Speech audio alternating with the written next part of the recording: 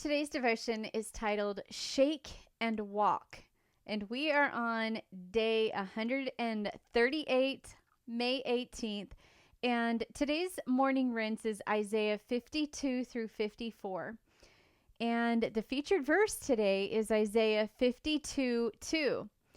Shake yourself from the dust. Rise up, O captive Jerusalem. Loose yourself from the chains around your neck, O captive daughter of Zion. So at the time that I wrote today's specific devotion in my book, I had just recently called a friend. Her name is Paula Wallace, and I tried to get her on here, but she's traveling to Alaska and all kinds of fun locations, and plus she wasn't feeling super well, and so it didn't work out that she was a guest on here, but maybe next time. So anyway, I had called her and asked for some counsel about a situation that I was in, and it was almost like a betrayal. This betrayal cut super deep, and at the time that I wrote today's insert, it was really, really fresh, and it was one that I would not wish on anybody, admittedly, though I can assume that it's happened to the best of us. It's a betrayal of a friend. And when I use the word friend, I'm not just talking about an acquaintance. I am describing someone who I confided in, who I prayed with, who I told my fears to, and this friend even dreamed with me. These are relationships that are built on trust, and they're also built on time. Like the more time that you spend with someone, the more trust that is built. And this friend broke that trust by not only turning her back on me, but taking back her word and her promise to me. And having had both of these occur in that moment cut me super deep, and it caused some really deep trust issues that have been really difficult to repair, quite frankly. And what makes my experience even more taxing to work through is that this person was a catalyst of a team of people pursuing a dream together, and I am all about dreams. However, after 2 years of working together in this pursuit, she made some choices which propelled me into living one of my biggest fears, which she knew about, and that was being left behind. So my core has not only been bruised, especially at the time that I wrote this, but my core was cut and it was bleeding. And honestly, I was knocked down. And so I'm sure that you can imagine the difficulty that I felt when I was writing the words to my insert for today. And I'm sure that you can understand the reality of being bound by chains of unforgiveness and chains of bitterness that, really were entrenched within me at the time that I was writing this specific day. And this is not a healthy place to be, both spiritually as well as emotionally. And I can imagine that the Jews had to deal with this same kind of torment. And, they had been bound by chains as well. Those chains may look a little different than my chains, but I'm sure that they still had to work through a process of forgiveness towards the people who had captured them and who probably treated them wrongfully at times, making some of their issues very relatable to my situation as well as some of your situations. So the advice that I received from my phone call with Paula is some advice that I'm going to pass on to you. And I love Paula. She's very deep into multiple traumatic type scenarios. She actually has been through a lot of trauma herself, and I was hoping to be able to talk to her about that. some of the things that she's gone through have led her to leading other people who are going through something very traumatic. So I'm going to share with you some of the things that she shared with me. She told me to get the poison out of my heart by writing a letter to my now former friend. So I spent about an hour and a half writing down everything I wanted to say to her. I wrote down all of my pain, all of my questions, all of my hurts, and all of my challenges with the choice that she made. I wrote it until I let it all out. And I used a few curse words along the way for my release. She was like, go ahead. If you need to write it down, write it down. I cried until my head hurt when I was writing this letter.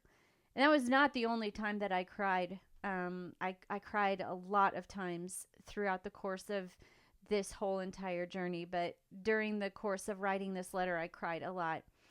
And I thank God that Paula told me to write. That letter allowed me to take my pain and take my unforgiveness, take my poison and all of the chains that I had, and talk about it in a very safe way. Writing that letter allowed me to point to the chains and then begin the process of shaking them off. I did what God told the Jews to do. Shake. It's a way of healing. Of course, I also questioned God in the letter that I wrote, and he listened to me. He answered me. He began healing me. And then he reached down and he lifted me up. Just like the Jews became free, I myself worked towards freedom by shaking and then rising to walk past the pain. After I wrote the letter, I followed Paula's second piece of advice, and I deleted it. I never sent it to my former friend. Instead, I allowed God to work in my heart as he read it with me. Will you rise with me by shaking and walking? It's freedom. I'm going to read the featured verse one more time to you. Shake yourself from the dust. Rise up, O captive Jerusalem. Loose yourself from the chains around your neck, O captive daughter of Zion. This is why I called it Shake and Walk, because when we shake ourselves, physically shake, yes, there's something physical about it, but when we shake the things that are hurting us so much, and then we rise and we begin walking out our path and continually rising and walking out our lives, it brings healing. So today's challenge to dig deeper is I want you to write a letter. I want you to dig deep and ask God to search your heart about anything you're struggling with. Write the letter just like I did. It took me an hour and a half, and I remember distinctly the day that I wrote it. It was a Saturday morning, and it was before my day started and before anybody was awake in the house. And, I'm an early riser. My internal alarm clock gets up around 4 to 4:30 every day. And I know that my time in writing that letter brought healing. Was the healing complete in that moment? No, it was not. It was not a complete healing in the sense that does the challenges that my former friend brought on still affect me to this day? Yes, they do. Is the sting a little bit less as time goes on? Yes. And I say that with hesitation because I think that healing is an ebb and flow. There are days that, or weeks or months or even a year can go by and it not necessarily affect me super, super deeply, but then something could occur that spurs a lot of those emotions back, Maybe I run into her, or maybe I see something online, or maybe something happens to where that the pain of her choices and that betrayal come back. Will I ever get over it completely and fully and 100%? I don't know. Because as I'm sitting here talking through this, my eyes well up a little bit with, water. And I still wonder, I still question, I still, think to myself, what would it have been like if she had not betrayed her word in that moment? Where would I be at today with things that we were pursuing together? Where would that be? I don't know, but I pray that my heart continues to heal, and that maybe there were some things that I am not aware of that brought a protection to me. I don't know. But my challenge to you is write the letter. Dig deep and ask God to search your heart about anything at all that you are struggling with regarding someone in your life. Write the letter. Has somebody caused you deep pain? And if you're listening to me and you know that there's something going on, then you're listening to me, you probably know who you're supposed to write the letter to. But write the letter. And then after you write the letter, you shred it. You delete it. You get rid of it, never to open that letter up again, ever. But the process of writing the letter and releasing all of your hurts and pains and getting it out is in and of itself such an amazing step. And if you do not have the ability to write that letter today, then start preparing your heart and write it in the next few days. Don't go past a week without writing it. Write it in the next few days, ideally. And maybe the next few days, it will give you a chance to allow yourself to feel some of the pain and some of the hurts that you have, but don't pass this challenge up. Don't pass it up. Open up your notebook, spend an hour and a half, get alone, even if it's taking your laptop out to your car and saying, honey, I'm going to go for a drive and I'm going to write the letter. Whatever you do, write the letter. Do not pass it up, because you never know what kind of healing this is going to bring. Face it head on, just like I did. Face it head on and allow God to hear you and to sit there and read it with you and sit there and have that moment with you. I promise it'll be better. I know that we've all been in situations where a friend may turn their back, but I promise it will get better. Will it be 100% healed? I can't promise that, but I can promise you that it will get better. So write the letter.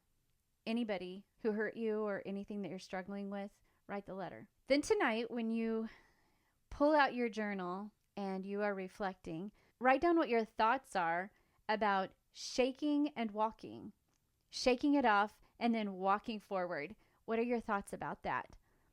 Again, I'm going to read this devotional featured verse one more time. Isaiah 52:2, shake yourself from the dust. Rise up, O captive Jerusalem. Loose yourself from the chains around your neck, O captive daughter of Zion. And what's interesting is that in this scripture, it says, loose yourself from the chains around your neck. That in and of itself shows you that you have the power to remove the chains that are around your neck. Those chains of unforgiveness, those chains of bitterness, those chains of even hatred for someone else. All of those are chains that will bind you, even if the betrayal is deep and is fresh, and it's so hard that you wouldn't want to wish it on anyone like me. You are the one that has the power to take those chains off around your neck. As you begin this healing process, write the letter and then shred it or delete it. But allow yourself to feel, allow yourself to work through those challenging feelings and that deep, deep sorrow, because it is grief, you know. And I know that there's different stages of grief. One of them is anger, one of them is denial, another one is the actual sadness. So there's like different levels of grief. And as you are going through the process of grief and being angry and then sad and fearful of, you know, a perceived, something perceived in that relationship that is not good, all of those feelings are valid, and God is there for you as you feel them out. So, Paula, if you're listening to this, I wanted to let you know, thank you so much for being a part of my life and being a part of the healing journey for so many people. And I know that everyone needs a Paula in their life. Everyone needs somebody who will come through and just help them to shake and walk. And I hope that as you guys, each of you who are walking through your faith journey, can be a Paula to someone else. Help them to shake off the dust, shake off the things that are going on in their life that are so disheartening.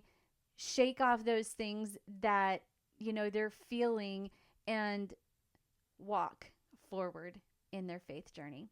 I hope today inspired you, and I hope that you feel the love from me to you, and that desire to just know in your heart that you will make it. I look forward to hearing wonderful, wonderful, miraculous stories. And if you don't have my, if you don't have my devotional, then go to the show notes. There's a link below. And I hope that you are feeling inspired, and that I look forward to seeing you tomorrow, because until tomorrow, keep rinsing, reflecting, and repeating. God bless you.